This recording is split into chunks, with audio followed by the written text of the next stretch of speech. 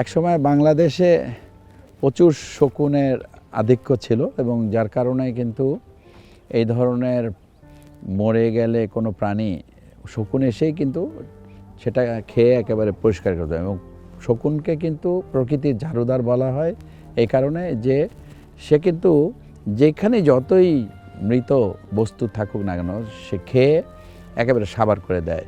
তো সব কিছু মিলিয়ে আসলে এই পরিবেশ প্রকৃতিকে যদি ভালো রাখতে চাই আমরা আমাদের এই প্রাণীগুলোকে মারা যাওয়ার পরে সঠিকভাবে একে মাটির নিচে পুঁতে ফেলতে হবে। পাশাপাশি যে আমাদের প্রকৃতির ঝাড়ুদার এই যে হারিয়ে যাচ্ছে দিন দিন, এখন খুব বেশি হলে সারা বাংলাদেশে 200-250-এর মতো শকুন আছে।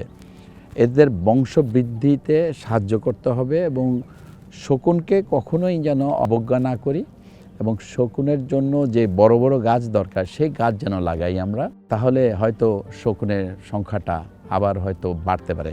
হয়তো সেই আগের মতো হবে না, কিন্তু যতটুকুই সাহায্য করা যায় সেই সাহায্যটা আমাদের করা উচিত।